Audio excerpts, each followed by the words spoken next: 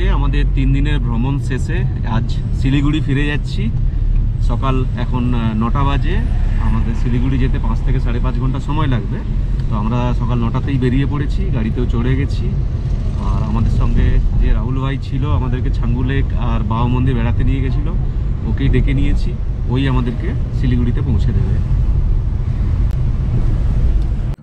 এই দীর্ঘ যাত্রাপথে আপনাদেরকে আজ এক রহস্যের গল্প শোনাবো। গল্পটির নাম আগারথা। আজ তৃতীয় দিন ত্রিশঙ্কর একা তার ছোট্ট বিমানটা নিয়ে নীল আকাশের বুক চিরে মেঘেদের রাজ্যে চলে এসেছে। সাদা মেঘের ফাঁক দিয়ে বহু নিচে চোখে পড়ে তার চেনা আবছা সবুজ পৃথিবী। ত্রিশঙ্করের ছোট থেকেই ইচ্ছা ছিল সে একদিন ফাইটার প্লেন চালাবে।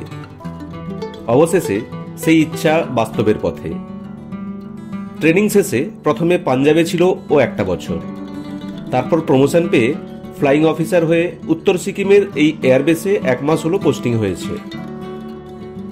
হিমালয়ের বরফ মোড়া এই তুষারধবল প্রান্তরে একসময় ওর বাবা উইং কমান্ডার বেহাগ বসুও অতন্দ্র প্রহরী ছিলেন। মাত্র 5 বছর বয়সে বাবাকে হারিয়েছিল ত্রিশঙ্কর। উত্তর সিকিমে পাহারারত বেহাগ বসু একদিন সকালে এভাবেই বিমানের মহড়া দিতে গিয়ে হারিয়ে গেছিল কোথায় যেন।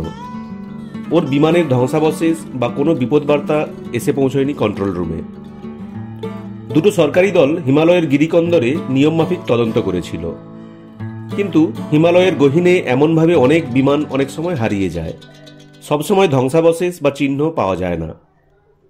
তবে মা শ্রুতির একান্ত ইচ্ছায় ত্রিশ নিজেও ফ্লাইং অফিসার হয়েছে।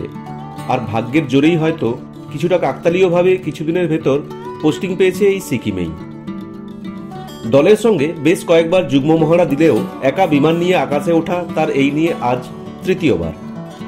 নীল সাদা মেঘের মাঝে ভাসতে ভাসতে ত্রিশের মনে হয় বাবাও কি এভাবেই মহড়া দিত। ঠিক কি হয়েছিল বাবার সঙ্গে সে যদি জানতে পারত। ট্রেনিং পিরিয়ডে শেষের 1 মাস ও প্রশিক্ষণ পেয়েছিল এয়ার কমান্ডার কবির শেখাওয়াতের কাছে। বাবা আর উনি একসঙ্গে সিকিমে পোস্টেড ছিলেন 17 বছর আগে। দুজনেই ছিলেন উইং কমান্ডার। ট্রেনিং এর ফাঁকে বাবার সাহসিকতার অনেক গল্প বলতেন উনি। ট্রেনিং শেষে সিকিমে এসে তাই অনেক কিছুই কেমন চেনা মনে হতো। উড়তে উড়তেই হঠাৎ নিচে বরফের মাঝে নীল জলের ছোলামূল একটা চোখে পড়ল। লেকটা পার করে ওই বড় পাহাড়টার পিছনে নোম্যান্স ল্যান্ড। রেডিও বার্তায় সতর্কবাণী ভেসে আসে যে আর আগে যাওয়ার অনুমতি নেই। আকাশসীমা লঙ্ঘন করলেই হয়তো ওধার থেকে ছুটে আসবে গরম বুলেট। ত্রিশ গোল করে পাহাড়ের মাথায় একটা চক্কর খায়। একটু অবাক হয়ে দেখে দূরের ওই কালচে নীল পাহাড়টা আজও ধূসর মেঘের চাদরে মোড়া। শেখাওয়াত স্যারের কাছেও ওই পাহাড়টার গল্প ও শুনেছিল। ওই পাহাড়টা সবসময় ধূসর মেঘেই ঢাকা থাকে। ত্রিশ আরেকটু কাছে যেতে চেষ্টা করেছিল আগের দিন, কিন্তু কন্ট্রোল রুম থেকে ওদের ফিরে আসতে বলা হয়েছিল। ওদিকটা তিব্বত ও লাল চীনের বিতর্কিত অংশ, যাওয়ার পারমিশন নেই। কিন্তু কি যেন এক অজানা রহস্য ওকে হাতছানি দিয়ে ডাকে ওই মেঘের পেছন থেকে। কিন্তু সেই অদৃশ্য আকর্ষণকে উপেক্ষা করে ফিরে আসতে বাধ্য হয় ত্রিশ। মন পড়ে থাকে ওই নীলচে কালো পাহাড়ের গায়ে। ওই উচ্চতায় প্রায় সব পাহাড়ের চূড়াই যখন তুষার ধবল, কি এক অজানা কারণে ওই বেশ দূরের পাহাড়টায় বরফ পড়ে না সেভাবে। সেদিন রাতে ডাইনিং এর এক কোণে ত্রিশ খেতে বসে শুনছিল সিনিয়রদের গল্প। স্কোয়াড্রন লিডার গিরেবাল বলেছিলেন, ওই দূরের পাহাড়ে মনে হয় কোনো শক্তিশালী চৌম্বক ক্ষেত্র রয়েছে। ওদিকে গেলেই দেখবে তোমার সব যন্ত্রের কাঁটা কাঁপতে থাকবে। তখনই যদি ফিরে না আসো বিপদে পড়তে পারো। ওই চৌম্বক ক্ষেত্রের জন্য ওই অঞ্চলে বরফ জমে না। প্রথম দিন ত্রিশের সঙ্গে ছিলেন ফ্লাইং অফিসার সিব্বল। উনিও সাবধান করেছিলেন ওকে। শূন্যের মাঝেও একটা সীমারেখা বেঁধে দেওয়া হয়েছিল ওদের উড়ানের। 2 দিন পর আবার যখন নীল আকাশে ডানা মেলেছিল ত্রিশ, অভ্যাসবশে একবার তাকিয়েছিল উত্তর পশ্চিমের ওই পাহাড়টার দিকে। সেদিন পাহাড়টা আবার পুরোই ঢাকা পড়েছিল মেঘের আড়ালে। তবে জোড়া রামধনু ভেসে উঠেছিল ওই মেঘের গায়ে। অপূর্ব সে দৃশ্য। মুহূর্তের জন্য ত্রিশ ভুলে গেছিল সে এখন অন ডিউটি। বোধহয় উচ্চতা কমিয়ে এগিয়ে গেছিল একটু। পরক্ষণেই নির্দেশ ভেসে এসেছিল যে ওকে আরো উপরে উঠে যেতে হবে। মুখ ঘুরিয়ে ছোলামু পার করে বড় গ্লেসিয়ারটার কাছে চলে আসে ও। আর তখনই ওর চোখে পড়ে কালো বিন্দুগুলোর নড়াচড়া। লাইন অফ কন্ট্রোলের এপারে নীল লেকের ধারে সাদা বরফের ভেতর ওগুলো ঠিক কি? পূব দিকে আরেকটু এগিয়ে যায় ত্রিশ। আরেকটু নিচে নামতে চেষ্টা করে, কিন্তু আবার বাধা আসে কন্ট্রোল থেকে। এলওসির কাছে একটা নির্দিষ্ট উচ্চতায় তাকে ফিরতে হবে। দক্ষিণমুখী হয়ে মাইলখানেক এগিয়ে এসে ও কন্ট্রোল রুমকে কোডেড মেসেজ পাঠায়। ওকে আরেকবার জায়গাটা ছবি তুলে আনতে বলা হয়। ত্রিশো মনে মনে এটাই চাইছিল। নীল জলের হ্রদটা ঘুরে ও অনেকটা নিচে নেমে আসে। এখন স্পষ্ট দেখা যাচ্ছে বড় বড় ট্যাঙ্কারগুলোকে সাজাচ্ছে ওরা। বাংকার বানিয়েছে বেশ কয়েকটা। ফটাফট ছবি তুলে পাঠাতে থাকে ত্রিশো। কিন্তু হঠাৎ করে গুলি ছুটতে শুরু করে শত্রুপক্ষ। উত্তেজনায় অনেকটাই নেমে এসেছিল ত্রিশের বিমান। ধরা পড়ে গেছে ও। শত্রুপক্ষ ওকে ফিরতে দিতে রাজি নয়। ত্রিশো বাদিকে ঘুরে গতিবেগ বাড়ায়। উপরে উঠতে উঠতে বুঝতে পারে আগুন লেগে গেছে বিমানে। কন্ট্রোল রুমকে জানায় ওর হাতে সময় কম, ওকে বিমান ছেড়ে ঝাঁপিয়ে পড়তে হবে প্যারাশুটের ভরসায়। কিন্তু সিগন্যাল ঠিক তখনই কেটে যায়। সব প্যারামিটারের কাঁটাগুলো কাঁপছে যেন। প্যারাশুটটা চেক করে ঝাঁপ দিতে তৈরি হয় ত্রিশো। বুঝতে পারে আগুনের লেলিয়ান শিখা ওর 3 দিক ঘিরে ধরেছে। ওদিকে ওর মনে হয় ও সেই ধূসর মেঘের আস্তরণ ভেদ করে রামধনুর ভেতর দিয়ে ঢুকে পড়েছে। লাফ দিয়েই ও বুঝতে পারে ওর প্যারাশুটেও আগুন ধরে গেছে কোনোভাবে।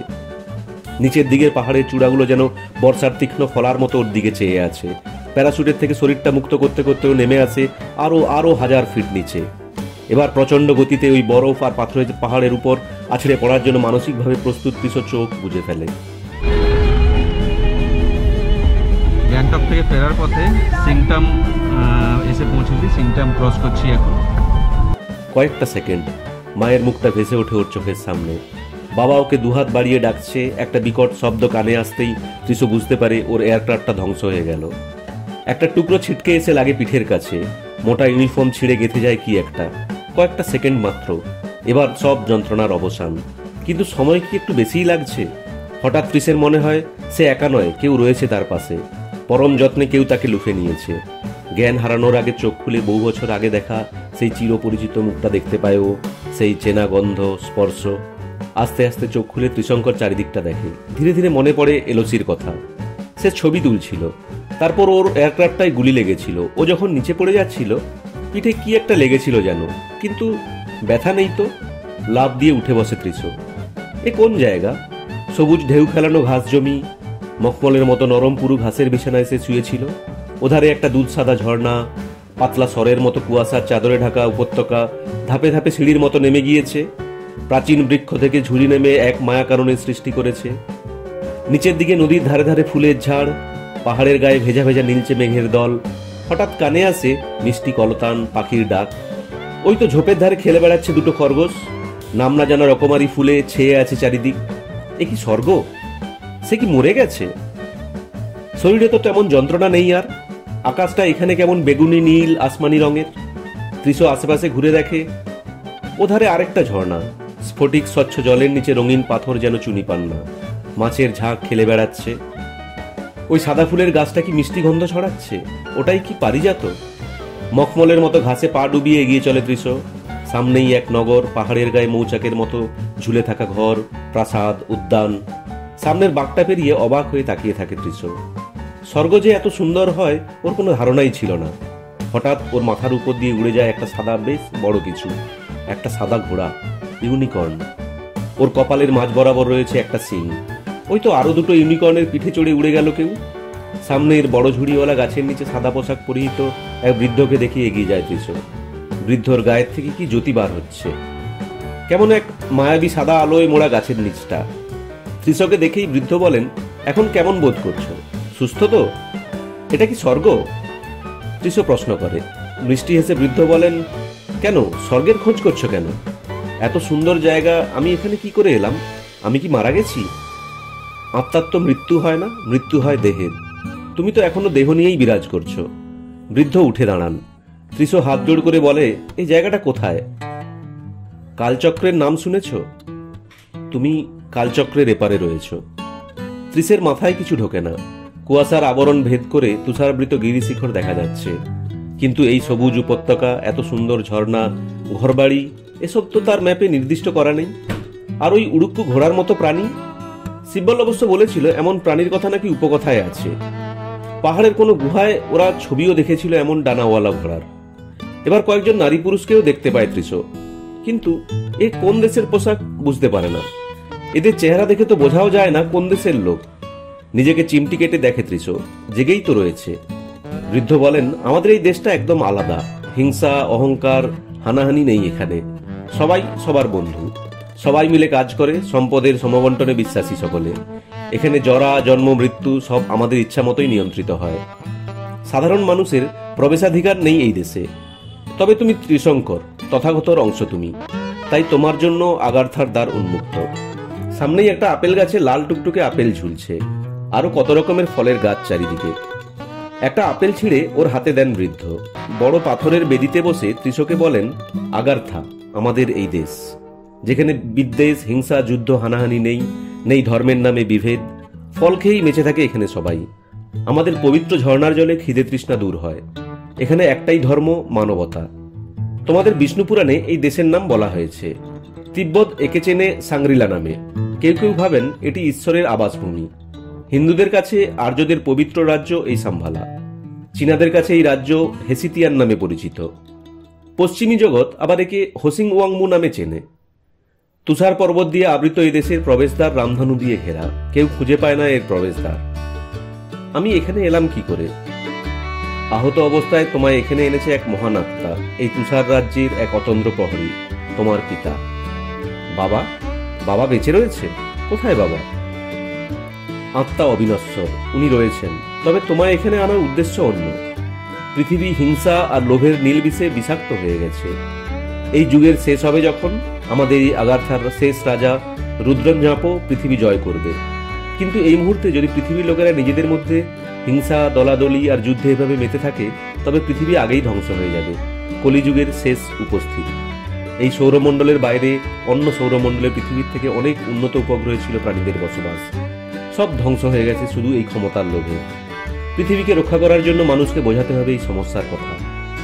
ত্রিশ অবাক হয়ে শুনছিল। আনমনে আপেলটায় একটা কামড় বসায়। এমন মিষ্টি ফলও আগে খায়নি। সিকিমে এসেই এক প্রাচীন বৌদ্ধ মঠ দর্শনে গেছিল ও একবার বন্ধুদের সঙ্গে। সেখানে এক অতি প্রাচীন বৌদ্ধ লামা হঠাৎ ওকে দেখে গড় হয়ে প্রণাম করে পালি ভাষায় কি সব বলেছিল। একটা অল্প বয়সী লামা ছুটে এসে বৃদ্ধকে টেনে নিয়ে যায় আর ত্রিশকে বলে কিছু মনে করতে না। কিন্তু আরো দুজন বয়স্ক লামা সেদিন দূর থেকে ওই ঘটনা দেখে চমকে উঠেছিল। ও সামনে গেলে তারাও ওকে বাও করে বলেছিল সে নাকি তথাগত। লাচেনের বৌদ্ধ মঠের অধ্যক্ষ ওর নাম শুনে বলেছিলেন, তুমি তো বৌদ্ধের অংশ। মায়ের কাছে ত্রিশ গল্প শুনেছে বিয়ের পর বাবা ছিলেন ধর্মশালায়। সে সময় গর্ভবতী মাকে দেখে এক বৃদ্ধ লামা বলেছিলেন, ত্রিশঙ্কর রয়েছে তোমার ভেতর মা, ও বদল আনবে। সেই জন্য মা বাবা ওর নাম রেখেছিল ত্রিশঙ্কর। এমন ছেঁড়া ছেঁড়া আরো কথা মনে পড়ে হঠাৎ। আপেলটা পকেটে রাখে ও। বৃদ্ধ ওর কাঁধে হাত রাখেন, বলেন, কিছুই ভাবতে হবে না তোমায়, শুধু শান্তির বাণী ছড়িয়ে দাও যে যুদ্ধ নয়, শান্তি চাই। কিন্তু আজ যারা এলওসি টপকে এপারে আসছে, আমাদের জওয়ানদের যারা গুলি করছে, বর্ডারে যারা অশান্তি করছে, তাদের যদি বাধা না দেওয়া হয়। জঙ্গলের পশুরাও এলাকা দখলের জন্য লড়াই করে। রাজায় রাজায় যুদ্ধ হয়। বাস্তুতন্ত্র ভেঙে পড়ে না তাতে। পশুরা খিদা পেলেই অন্য পশুকে আক্রমণ করে। কিন্তু শিক্ষিত মানুষ যা করছে তা লোভ ও হিংসার বলে বলিয়ান হয়ে করছে। তাতেই ক্ষতিই হচ্ছে। রাজা প্রজাদের যুদ্ধে লেলিয়ে নিজে আরামে বসে মজা দেখছে। এই যে সমুদ্রতল থেকে প্রায় 20,000 ফুট ওপরে তুষার রাজ্যে ওরা নিজেদের সীমানা বাড়াতে ব্যস্ত, এতে কি লাভ? ওই অনুর্বর অঞ্চলটা কাউকে কিছুই দিচ্ছে না। তবু জমির লোভ, ক্ষমতার লোভ। প্রকৃতির হাতে ছেড়েই দেখো না, হয়তো তুষার ঝড়েই ওরা শেষ হয়ে যাবে, হয়তো প্রবল ঠান্ডায় ওরা জমে যাবে। তোমরা রক্ষা করো দেশের জনগণকে, কিন্তু ভরসা রাখো প্রকৃতির ওপর। ত্রিশঙ্কর অবাক হয়ে শোনে। বৃদ্ধ বলে চলেছেন, আগে মুনিষীরা মন্ত্র বলে প্রকৃতিকে আয়ত্তে আনতে পেরেছিল। বৃষ্টি আনতে পারত যজ্ঞ করে, নদীপথ ঘুরিয়ে দিতে পারত। গঙ্গাকে মর্তে এনেছিল এক ঋষি শুধু তপস্যা করে। সমুদ্র বন্ধন করে পথ নির্মাণ থেকে সমুদ্র মধ্যে নগর স্থাপন সব সম্ভব ছিল। কিন্তু সে ঐতিহ্য ভুলে তোমরা বিজ্ঞানের অপপ্রয়োগ করছো। কিন্তু আমি একা কি করতে পারবো? কে শুনবে আমার কথা? কেনই বা শুনবে? ত্রিশ প্রশ্ন করে। একা একটা মানুষ অনেককে বোঝাতে পারে। একটা মানুষ যিশু পেরেছিল ভালোবাসার প্লাবন আনতে। একটা মানুষ গুরু নানক, সেও পেরেছিল জাতিকে সংঘবদ্ধ করতে। এমন অনেক একটা মানুষের উদাহরণ রয়েছে। এই আগারথার জলবায়ু বিশুদ্ধ। দেখো, তোমার শরীরে কোনো ক্ষত নেই। এখানে চির বসন্ত। এখানে সবাই নির্ভীক। লোভ নেই কারোর মনে। তাই এই জায়গা স্বর্গের মতো, কারণ সবাই পবিত্র। মনের শুদ্ধতা প্রকৃতিকে শুদ্ধ করে। ছোট ছোট শিশুদের মধ্যে হিংসা আর লোভের বীজ বপন না করে অন্তরকে শুদ্ধ করলেই পৃথিবীটাও স্বর্গ হয়ে উঠবে যেন। তোমার অন্তর শুদ্ধ, পবিত্র, তাই তোমার জন্য আগারথার দরজা খুলে গেছিল। এবার তোমায় ফিরিয়ে দেব। তুমিই পারবে, পারতেই হবে। পৃথিবীর স্বার্থে, মানুষের স্বার্থে তুমিই এগিয়ে চলো। বৃদ্ধ ওকে নিয়ে এক পাকদণ্ডী পথ বেয়ে মেঘের আড়ালে হারিয়ে যান। বেশ কিছুক্ষণ একটা গিরিখাতের ভেতর দিয়ে এসে একটা গুহায় প্রবেশ করে ওরা। বৃদ্ধ বলেন, এবার তুমি কালচক্র পার করতে চলেছ। তুমি যদি আগারথার কথা বলো, লোকে বিশ্বাস করবে না, তোমায় পাগল বলবে। আবার কিছু লোভী মানুষ এই রাজ্যে প্রবেশ করতে চাইবে। তাই আগারথা থাকুক ঘন মেঘের আড়ালে। তুমি কতটা কি বলতে হবে জানো। আমাদের দ্বাররক্ষী তোমায় কালচক্রের ওপারে ছেড়ে আসবে। শেষ প্রশ্ন, আমার বাবা কি এই আগারথাতেই রয়েছে? একবার কি দেখা হবে? বৃদ্ধ স্মিত হেসে ডান হাতটা সামনে তোলে। বৃদ্ধের কথা মতো সামনের পাহাড়ের ফাটলের দিকে তাকাতেই তৃষ দেখতে পায় তার মিলিটারি পোশাকে বাবাকে। 17 বছরে এতটুকু বদলায়নি বেহাগ বসু। বাবা বলে বাবার বুকে ঝাঁপিয়ে পড়ে ত্রিশঙ্কর, সেই চেনা গন্ধ। কিন্তু পাহাড়টা কেমন যেন কেঁপে ওঠে। বাবাকে আঁকড়ে ধরে তৃষ, পুরো পাহাড় টলছে, এক তীব্র আলোয় চোখ ধাঁধিয়ে যায়, মাথাটা ঝিমঝিম করে ওঠে। জ্ঞান ফিরতেই তৃষ দেখে সে মিলিটারি হাসপাতালে ভর্তি। বেশ কিছু উদ্বিগ্ন মুখ তাকে ঘিরে। একে একে সব মনে পড়ে ওর। তীব্র তুষার ঝড়ের ভেতর ওকে উদ্ধার করে স্কোয়াড্রন লিডার গ্রেওয়াল ও তার 2 সঙ্গী। ওর পাঠানো ছবিগুলো দেখে গোয়েন্দারা বুঝতে পেরেছিল বিদেশি শত্রু এগিয়ে আসছে ধীরে ধীরে। কিন্তু ভারতীয় সৈন্যরা কিছু করার আগেই তুষার ঝড় ও গ্লেসিয়ারের ভাঙনে শত্রুপক্ষ নিশ্চিহ্ন হয়ে যায়। 2 দিন ধরে খুঁজে আজ ওকে উদ্ধার করেছে গ্রেওয়াল স্যার। তৃষ ভাবছিল বরফের রাজ্যে বিমান ভেঙে পড়ে সে বোধহয় একটা স্বপ্ন দেখেছিল। কিন্তু এখনো যে তার সমগ্র চেতনা জুড়ে বাবার গন্ধ। একটু পরেই গ্রেওয়াল স্যার এসেছিলেন দেখা করতে। উনি বললেন ও দারুণ কাজ করেছে, ওর পুরো টিম গর্বিত। হঠাৎ গ্রেওয়াল স্যার পকেট থেকে একটা ব্যাচ বার করে ওর হাতে দিয়ে বলে, ওকে যখন পাওয়া গেছিল ওর হাতের মুঠোয় এই ব্যাচটা ছিল। তৃষ দেখে ব্যাচের গায়ে লেখা উইং কমান্ডার বি বসু। ব্যাচটা পকেটে রাখতে গিয়ে ওর হাতে থাকে একটা আধ খাওয়া আপেল। চমকে ওঠে তৃষ। আগারথা আছে, আগারথা রয়েছে ওই ঘন মেঘের আড়ালে, কুয়াশায় ঘেরা কালচক্রের ওধারে। ওর বাবা অবিনশ্বর হয়ে রয়েছে ওখানে। ওকে যে দায়িত্ব দেওয়া হয়েছে এবার তা পালন করতে হবে ওকে। বাবার ব্যাচটা পকেটের ভেতর চেপে ধরে ও মনে মনে বলে, আমি পারবো, পারতেই হবে। এই পৃথিবীকে জঞ্জাল মুক্ত করে স্বর্গ গড়ে তুলতে হবে। আগারথার মতো সুন্দর হবে একদিন আমাদের এই চেনা পৃথিবী। দীর্ঘ 5 ঘন্টার সফরের পর আমরা কাছাকাছি শিলিগুড়ির কাছাকাছি পৌঁছে গেছি। আর আজকের মতো আমার গল্প এখানেই শেষ হলো। যারা আমার চ্যানেলকে এখনো সাবস্ক্রাইব করেননি তারা নিশ্চয়ই আমার চ্যানেলকে সাবস্ক্রাইব করবেন।